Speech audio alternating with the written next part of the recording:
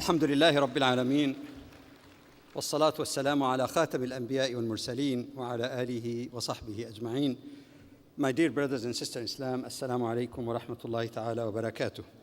May Allah bless you and the organizers for the honor you all bestowed upon me to share a few humble thoughts with you on the issue of faith and citizenship, ummah and nation. You might have noticed there is a slight editorial to the title for good reason. It doesn't say ummah or nation, but ummah and nation. And with their permission, I'd like to add also a subtitle, Positive Civil Engagement. The topic, inshallah, will begin with a brief introduction. Then we'll talk about the ideas or concepts of nation and ummah. And of course, that would lead us to the necessity or imperative of civic engagement. We'll try to talk about the conceptual basis of civic engagement, I should say positive civic engagement. And then we'll go even to some more explicit commands in the Quran and the Sunnah of the Prophet ﷺ and his seerah to the same effect. And finally, inshallah, we hope to deal with two very sensitive and hot issues. Loyalty. Can a person be loyal to a given nation where he lives or she, and at the same time loyal to Allah, His Prophet, and the Muslim Ummah? And finally, more explicitly even, what are the citizenship duties and rights? And I deliberately put duties even before rights, because if everyone fulfills his or her duties, their rights also would be fulfilled as well. And a brief conclusion. I'm beginning basically with some basic assumption. First of all, the fact of anyone being a minority, I'm not referring only to Muslim minority, any minority does not mean that they are not equal and full citizens. Secondly, there is a difference between speaking about a Muslim minority citizens living or residing in a given country and between the concepts of full citizens. It's not only residing in a given country, they are also citizens of these countries. Thirdly, it is nothing new that Muslims are living under a situation of minority. Muslims have always lived in a minority situation throughout their 1400 years of history. And they are living today also. Many Muslims, perhaps close to 1/3 of all Muslims, are living in a minority situation. So it is nothing totally new or just a response to issues that have risen relatively more recently. Now let's get to one of the three basic questions or issues. A nation and, not or even, a nation and ummah. What is a nation? Well, you all know that, just to choose one of the definition in the New Webster Dictionary. A body of people recognized as an entity by virtue of their, notice, historical, linguistic, or ethnic link, or a body of people united under a particular political organization and usually occupying a defined territory. Clear enough. Is that the same like ummah? Because some translators of the Quran translate ummah as a nation, which I do not necessarily share. Well, first of all, let us examine the usages of the term ummah in the Quran. And these are contextual definitions, by the way. In some places in the Quran, we find that ummah refers to all humanity, especially in the beginning of creation. As Allah says, كَانَ النَّاسُ أُمَّةً وَاحِدَةً. People, not only Muslims, all people were one ummah. فَبَعَثَ اللَّهُ النَّبِيِّينَ مُبَشِّرِينَ وَمُنذِرِينَ. That's one usage on the most macro level. Sometimes it speaks about a village, a township, group of townships or area in the world where a prophet was raised. وَلَقَدْ بَعَثْنَا فِي كُلِّ أُمَّةٍ رَسُولًا. So every ummah received a prophet. وَمَا أَرْسَلْنَا فِي قَرْيَةٍ مِّن نَذِيرٍ. Even a village, if that is the scope of the mission of a prophet. Thirdly, to narrow down the definition, sometimes a small group of people are called ummah. When the Quran speaks about the story of Prophet Musa alayhi salam, when he went to Madian, what does the Quran say? وَلَمَّا وَرَدَ مَاءَ مَدْيَنَ وَجَدَ عَلَيْهِ أُمَّةً مِّنَ النَّاسِ يَسْقُونَ. That means when he reached the wells of Madian, he found an ummah of people who are watering their flocks. Well, watering their flocks, obviously speak about maybe a few dozen shepherds. That's also called ummah. But then there is an important definition of an ummah, which again, it's contextual, depending on what the story is or what the context of the ayah is, which refers more accurately to a global community of faith only as the basis that connect them together. Not territory, not a given political system. It transcends all other barriers that some people consider as barrier, unfortunately, like race, color, sex, ethnicity, language, economic position, social position, or any other classification for that matter. The only thing that brings them together as one community is faith. That's why the term community of faith. Now, the second issue. If indeed the issue is not living in a nation versus ummah, if it is nation and ummah in their proper context without an inherent conflict or contradiction, then that leads us to the conclusion that civic engagement, positive civic engagement, is imperative for Muslims irrespective of their majority or minority situations.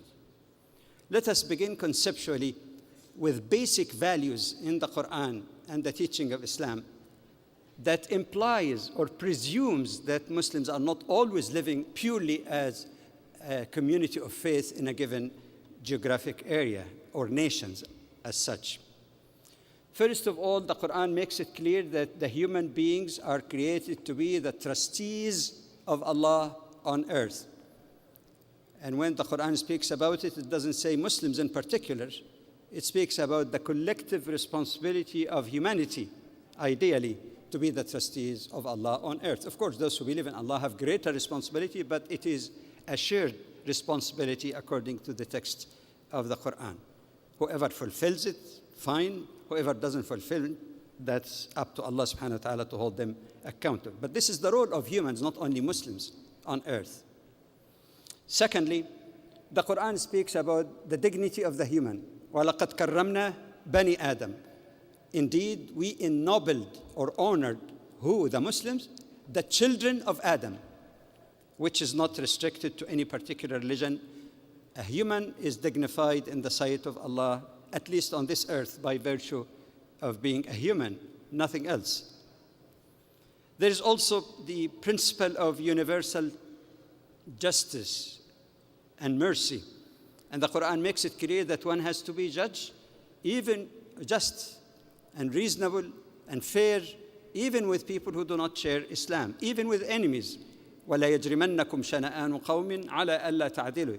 Don't let the hatreds of others to you, some understand it also, your dislike of others, prevent you or dissuade you from doing justice. Do justice, for this is closer to piety. As far as mercy is concerned, in Surah Al-Anbiya, the Quran sums up the essence of the message of the Prophet Muhammad sallallahu alaihi wasallam. وَمَا أَرْسَلْنَاكَ إِلَّا رَحْمَةً لِلْعَالَمِينَ. We have not sent you, O Muhammad sallallahu alaihi wasallam, save as mercy to whom? To Muslims? Yeah, there are some ayat. It says وَرَحْمَةٌ لِلَّذِينَ آمَنُوا مِنْكُمْ. On one level, mercy to the believers, but it is also in this particular ayah says لِلْعَالَمِينَ, to the worlds in plural. Worlds which include human beings Muslims and people of other faith, mercy to the world of animals, the world of vegetation, the world of ecology, even physical world. These are all included because the Quran does not say للعالم. We didn't say we sent you as mercy to al-alam, alameen in plural, which includes all, including the alam or world of jinn, as the Quran speaks about the jinn who listened to the Quran and they accepted also the message of all of the prophets. Fourthly, when the Quran speaks about just and peaceful coexistence with others, it presumes that you must be living with others other than Muslims. And the ayah is quite clear. لا ينهاكم الله عن الذين لم يقاتلوكم في الدين ولم يخرجوكم من دياركم أن تبروهم وتقسطوا إليهم. Now, which means basically that Allah does not forbid you from being kind and just. It's more than kindness and more than justice, but there is no time to elaborate on that particular issue. The original Quranic term implies more than justice and more than mercy even, or compassion. Anyway, that you should deal with them in kindness and justice, so long as they are not fighting you because of your religion or driving you out of your homes, i.e. committing aggression or oppression. They are entitled to this.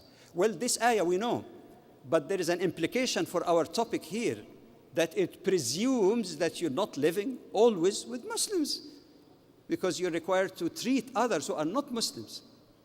The ayah deals with people who are not Muslims even because, of course, you feel obligated to be just and kind with your own faith community, but that goes beyond even the parochial type of kindness and justice.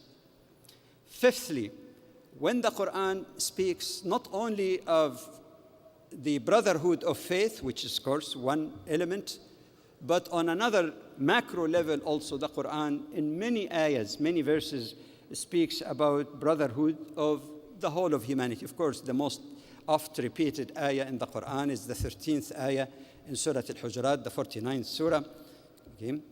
يا أيها الناس إن خلقناكم من ذكر وأنثى وجعلناكم شعوبا وقبائل لتعارفوا إن أكرمكم عند الله أتقاكم. Now, if you look at the free translation, O humankind, so the address is not only given to Muslims. O humankind, we created you male and female, or from a single pair of a male and female, and we made you into nations and tribes that you may get to know and recognize one another. And then when it says, Inna akramakum, the most honored of you, who are those people meant by you? Since the address is to the whole of humanity, then you also applies to the whole of humanity. The most honored of you as humans, even in the sight of Allah, is one who is most Allah conscious. So that presumes, that ayah in itself implies that you're living also with people other than your own community. So that's part of civic engagement as well. But beyond this broad concept, and you could add more and more, just selected ones, let us move to the third issue, which is the directives that are more explicit even than broad concept. Broad concept is like the grounding, because without understanding the basic philosophy, the basic concepts and background, we cannot speak about anything that's more specific. So the purpose of that third section of the four-section paper is to examine those direct commands that are even unarguable, that you should not isolate yourself from the community where you're living as a basic rule.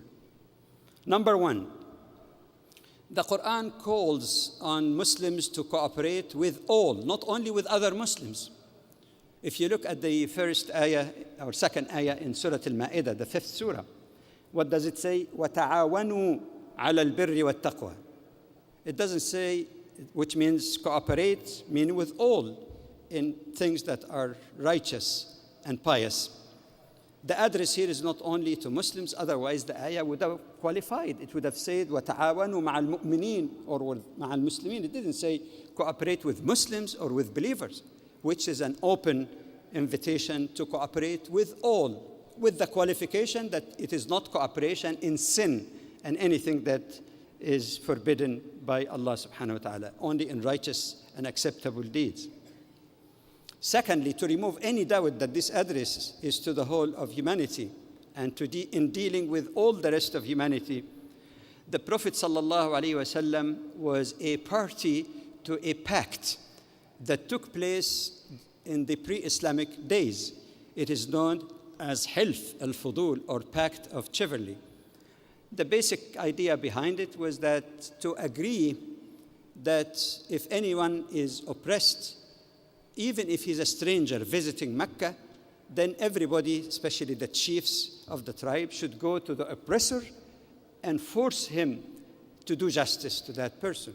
Something that is fully compatible not only with righteous, moral, and ethical standards, but fully compatible with Islam as well. But that pact took place before Islam, before the mission of the Prophet ﷺ, before the receipt of the first revelation from Allah subhanahu wa ta'ala. Now, after even prophethood, and after he received the ultimate standards and the best divinely revealed standards for justice, he still says that this pact is most beloved by me, and if it is invoked today, that's significant. It didn't say now the Quran is sufficient, it has the best standard of justice, so why do we invoke a pre-Islamic or Jahili pact? The Quran superseded that. He didn't say that even. If even that pact that I was party to, even before Islam, is invoked, if somebody says by virtue of that agreement, we ask you to come with us to do justice, he said, I will respond to that. This is quite significant about the openness of the Prophet ﷺ. Of course, we all believe that the Quran supersedes everything, yes, but he wanted to teach us also that even if that agreement was or is with other people other than Muslims, and it is righteous, it is good, you can actually respond to that. In your own motives, your motives is from the Quran. In terms of your own contractual obligation, being party to that agreement, that's fine also, without diminishing your beliefs about the finality and superiority of the word of Allah over any agreement of other human beings, for that matter. The third point is that in the early days of Islam, even in the Meccan period, some people who reverted to Islam, I know the word revert could be controversial, but still to me it's better than convert. Convert seem to indicate changing nature. Revert mean to me to go back to the pure innate nature, not to go back to bad habits as some people define it, to go back to your pure innate nature, a statement that I hear and heard from many reverts who accepted Islam all over the world through my extensive travels, and they almost uniformly say that when we understood the true message of monotheism of Islam and its true teaching, we felt that we were Muslims already without realizing it. They say without even thinking a second time about what we were told to believe in or somehow held it, we had some doubts that were all removed when we accepted. I'm sure a lot of people in this blessed gathering, the reverts to Islam, have felt the same way. I heard it consistently in various countries.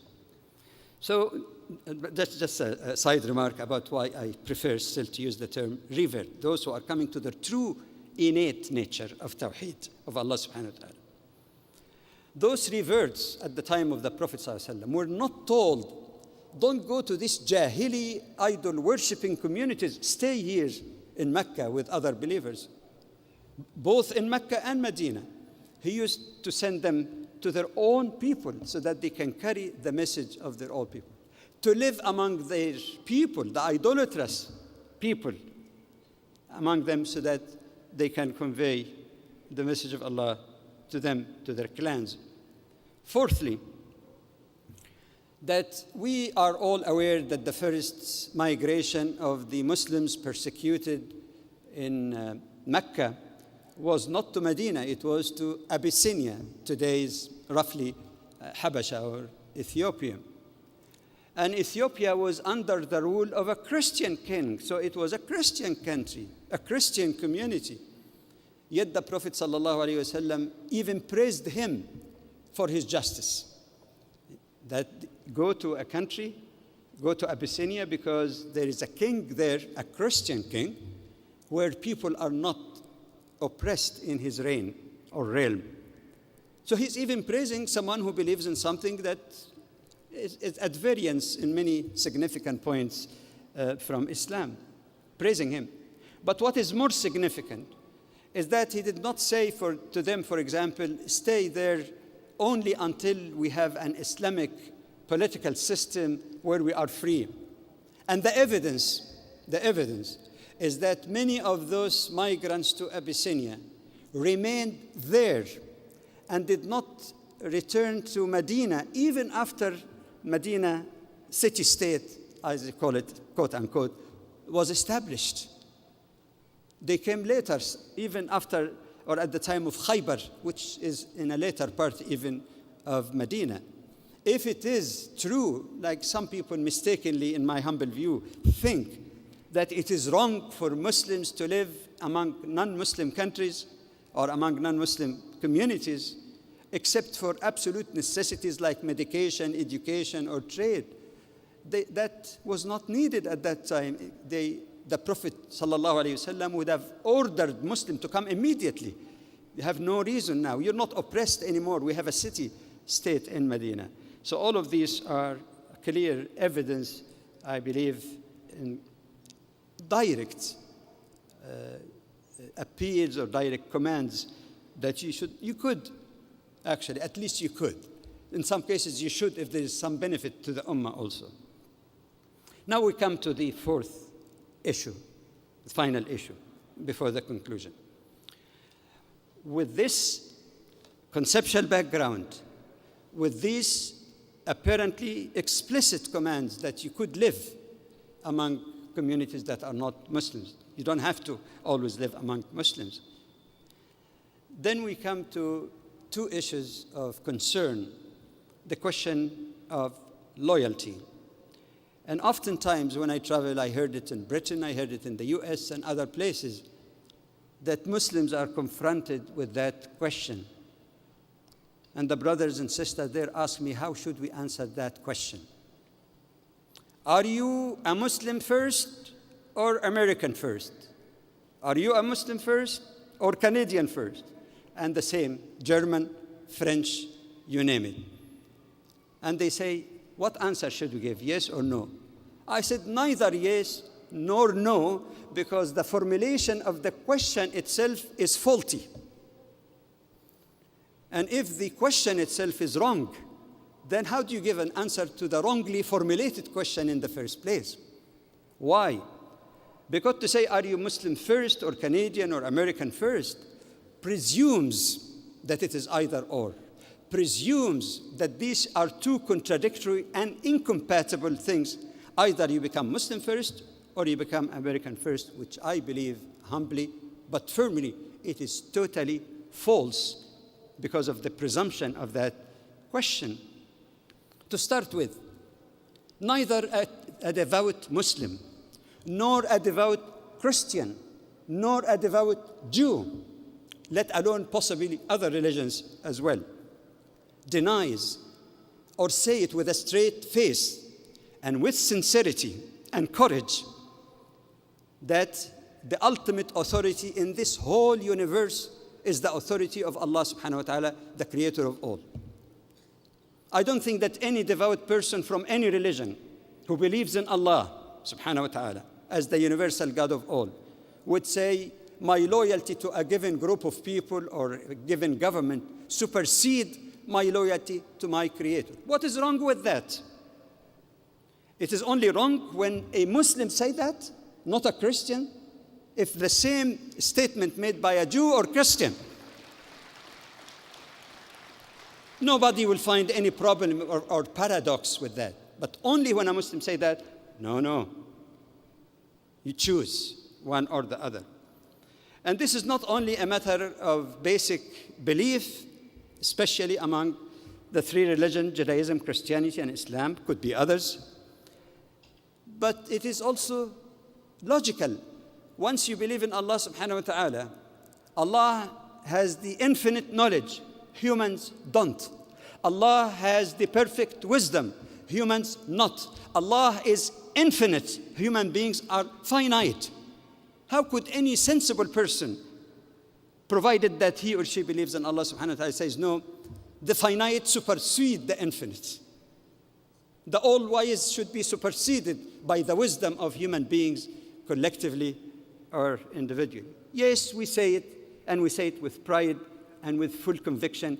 We make no bones about it. We make no apology whatsoever on it. But let us look at the issue also from another perspective. Are loyalties always inherently contradictory? There may be some cases. Are they always mutually exclusive?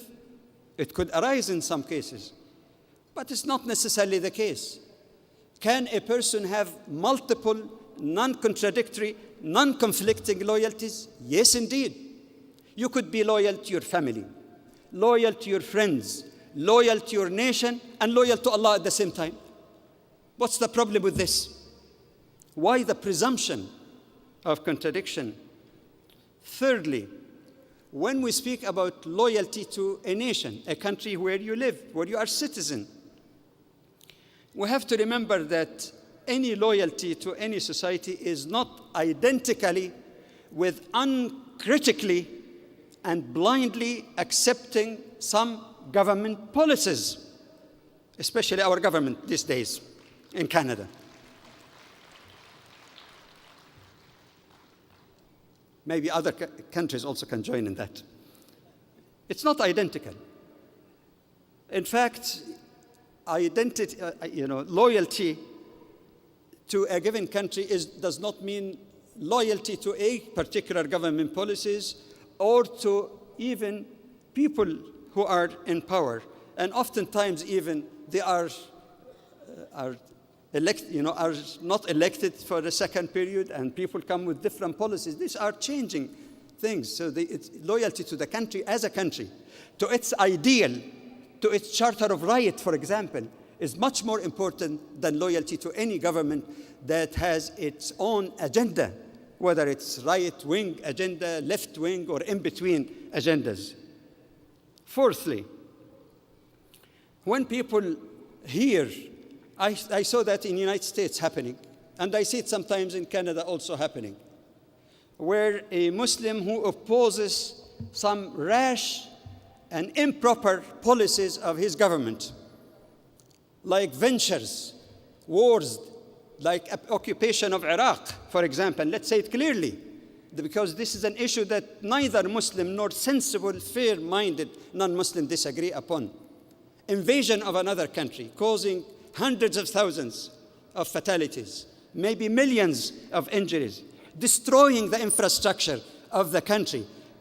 At one time, when people objected to that as Muslims, they were condemned that they are not loyal to their country. Yet when a senator or somebody in Congress or another famous politician condemned the invasion of Iraq, no problem.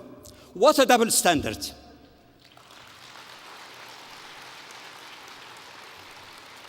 The bottom line is this, that we're not only apologizing or saying that's okay, it should be treated the same, but we say it in the most positive and sincere way, that opposition to the rash and erroneous decisions made by governments is loyal, is patriotic, and is democratic, unless the term loyalty, patriotism, and democracy are only used hypocritically to apply to some, not to others. A fifth point, that there is nothing called unqualified and utterly absolute freedom or absolute concept of loyalty. In fact, the Quran does not call for absolute and blind loyalty to Muslims, even if they're wrong. When we read the ayah that we recited earlier in Surah Al-Ma'idah, وَتَعَاوَنُوا عَلَى الْبِرِّ وَالتَّقْوَى, cooperate with one another, with all, Muslims and non-Muslims, in everything that's righteous and pious. But what comes next? وَلَا تَعَاوَنُوا عَلَى الْإِثْمِ وَالْعُدْوَانِ, but never cooperate with whom? The address is for all. Don't cooperate with non-Muslims. Don't cooperate with Muslims if the act is sinful and wrong. Look at this beautiful hadith of the Prophet sallallahu alaihi wasallam. انصر أخاك ظالما أو مظلوما. قالوا يا رسول الله ننصره مظلوما فكيف ننصره إن كان ظالما قال بأن تمنعه من الظلم أو كما قال. The meaning of the hadith here that the Prophet sallallahu alaihi wasallam says that you should support your brother. Of course, you can add and or sister. We don't repeat it. It's known based on the egalitarian address in the Quran to all. Support your brother, whether he is oppressor or oppressed. So the companion of the Prophet sallallahu alaihi wasallam said, "O Messenger of Allah, we know how we support our brother when he's oppressed. How can we support him if he's the oppressor?" You know, that question signifies something that you really need to think about it. Think about it. What kind of transformation took place of pre-Arabic Muslims, or pre-Arab, or pre-Islamic Arabs, I should say. Transformation from the pre-Islamic era in the Jahiliyyah, where loyalty to one's clan, loyalty to one's tribe or family supersede anything. If the elders of the tribe said, let's invade other people and plunder them or kill them, everybody has to follow. And these were well-entrenched attitude among the pre-Islamic Arabs. Look at the transformation when now they totally changed their world vision. I cannot support my family, my clan, or my tribe if they're doing wrong. So the question is significant about this transformation. They wondered, how could we support an oppressor, which they did all their lives before Islam? And the Prophet sallallahu alaihi wasallam, he says, you support him, or meaning, quote unquote, you support him by preventing him from being an oppressor. How many people in America, in Britain, for example, tried to prevent their governments from being oppressive and occupiers in a military venture at the expense of the lives, property, and future of other people? Mind you, don't look at it pessimistically. There were many. One of the largest demonstrations ever to condemn the invasion of Iraq, in spite of all the propaganda and misleading statements made by the politician leading to the war. Some people were innocently misled by the myth, MYTH information fed unto them by politicians and the supporting media.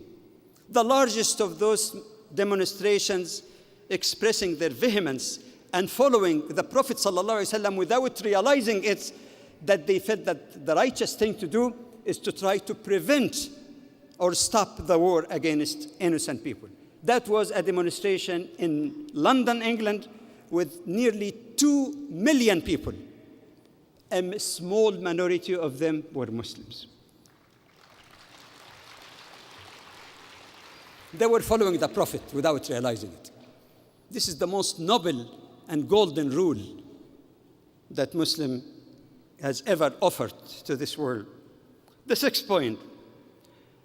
Does that say that there is absolutely no situation whatsoever that could arise where a Muslim cannot compromise because what he's asked to do goes not against some interest of his or his family, but comes into contradiction with the core values that he or she holds dear?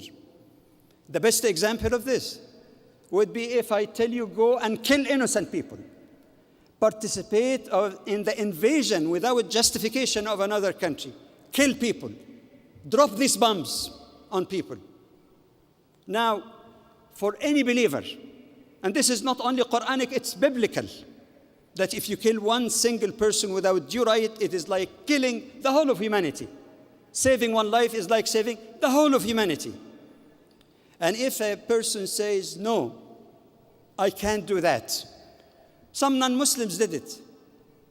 Some Muslims did it, like Muhammad Ali, you remember. I remember even in the Vietnam War, there were ordinary people from various faith backgrounds. Remember, say, no, I will not go, or something of that nature. Or hell, no, I would not go. It's not because they were cowards, but they were people who have, at least many of them, I'm not saying 100%, many, if not most, that it went against their own conscience. Now, if I, as a Muslim, or Jew or Christian for that matter, if I take my religion really seriously, is told to go and kill innocent people, which is tantamount even for each person to the whole of humanity, how could I meet my Lord in the day of judgment with the blood of innocent people in my hands? No apology for that. That is where I say no. But this has to be done legally. No treachery, no betrayal. Your refusal itself for a good cause is not betrayal. That's why there are many countries who have these conscientious objectors, like Muhammad Ali did and others. You can even resign. Don't say my benefit in the army or this. When it comes to that serious issue, there is no problem at all. You're still loyal, you're still democratic, and on top of that, you're more humane than those who order you to kill innocent people.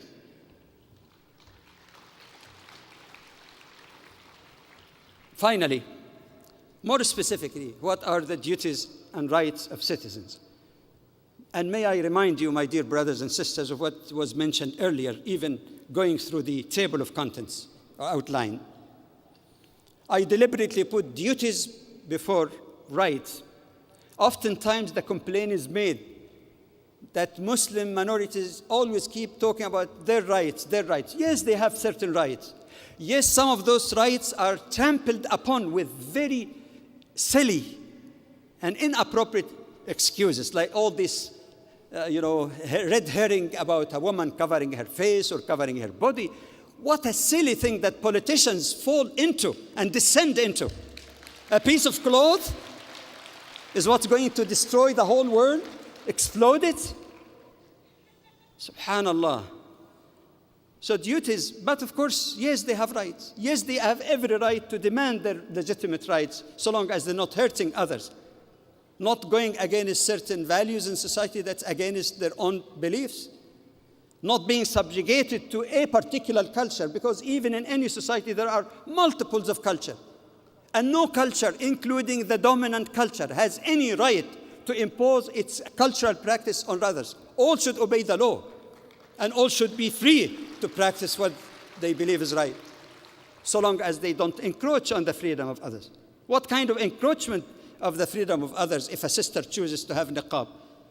And why do we have politicians and others acting as the mufti general for Muslims by saying, but this, by that? It is not the duty of politician, nor the duty of courts to make interpretation of the dogmas. This is not the Charter of Right. This is not the Constitution of the United States. If a person believes in what he believes, that's it.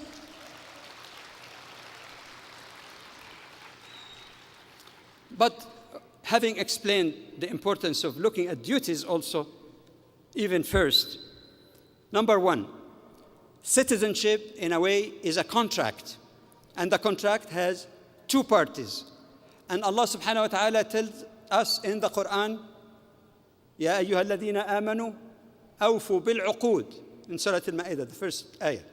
O believers, fulfill your contractual obligation. In praising the believers, the Quran says, وَالْمُوفُونَ بِعَهْدِهِمْ إِذَا عَاهَدُوا. Good believers are those who fulfill their contractual obligation. So there is an implicit contract, if not explicit even, by being a citizen, that you have certain obligation as a citizen under the Constitution. Some laws might divert from the Constitution, and that's why you get challenges, for example, in the Supreme Court, both of the United States and Canada for that matter. But it is a contract, and you have to fulfill it if they have no reason to. The third point is that in the Western world, or Muslim living in the Western world, might have known already, I'm sure everybody knows that if you look at the Constitution, or in Canada, the Charter of Right, there is nothing there that tells you that you cannot fulfill your core responsibilities to Allah as a Muslim or Christian or Jew or anything that you may be. There are, yes, some imperfections, but these imperfections are largely, if not almost exclusively, in laws and regulation, not necessarily something embedded clearly in the Charter of Rights or constitutions. Also, international law and various conventions, all of them guarantee religious freedom. So you have a strong and profound base in constitutions as well as international law that you practice your faith without intervention. Even the so-called secular society. You see, you have to distinguish between secularity, which a Muslim can live under that in societies that do not have faith-based constitution, or even in some Muslim societies, as it's happening today, where there is no other alternative but to live under that situation, to be inclusive of everybody. And when people, or the great majority, are convinced that the secularity should be modified, then this would be another issue. So secularity in a sense of not interfering with religions, positively or negatively. That's fine. You can live under that. But that's different from secularism. And I get unhappy with the word ism, that attachment, ism. Because when you talk about secularism, it becomes an ideology in itself. It's not as a means, like secularity, of achieving fairness and equality among people from different faiths by not supporting or opposing any religion. It becomes an ideology in itself, an ends rather than a means. And that is totally different from secular fundamentalism, which in some forms are just as fanatical, as extreme as religious fundamentalism, which has always got the title of fundamentalism. And the best examples we have, of course, we used to have in Tunisia, where it was almost like a crime to wear hijab, let alone niqab. We have seen it in Turkey, and the government is doing their best in a constitution that has been shaped, actually, to impose secularism rather than, or to impose what I call secular fundamentalism. It is the same with France and all this silly argument about women being denied their rights to education, their rights to jobs, their rights to going to public institutions simply because they have that piece of cloth on their heads, which is more dangerous than the atomic bomb. And the greatest danger to the values of the French Republic, the republic that was claimed to have been based on freedom and fraternity and liberty. What kind of liberty and what kind of freedom is this? The fifth argument here about duties of the citizen is that in the Treaty of Hudaybiyah that was signed by the Prophet ﷺ when he and his companions were prevented from going to Hajj or Umrah, that treaty is most amazing when you look at it carefully, because some of the provision in that treaty that the people of Quraysh and whoever comes into their alliance would be regarded as one party to that agreement. The other party to the agreement is the Prophet ﷺ, the Muslim community, and whoever comes also under the umbrella, their umbrella or alliance. Many people do not realize that among the people who were in the alliance with the Prophet ﷺ was the non-Muslim tribe of Banu Khuza'ah.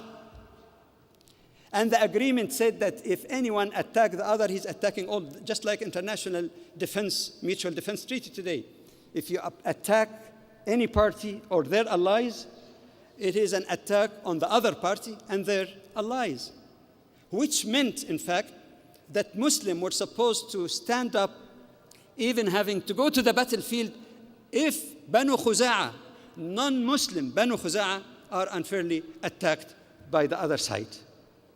Which implies to us that today even, if anybody is attacking a country unjustly, whether it's Canada, United States for Muslims living in minorities, or European countries, if somebody really is attacking them without any due right, Muslims will be as obligated to stand up for the defense of the country, even though it's not a Muslim country, just as the Prophet ﷺ and Muslims were obligated to stand for the defense of the non-Muslim tribe of Banu Khuza'ah.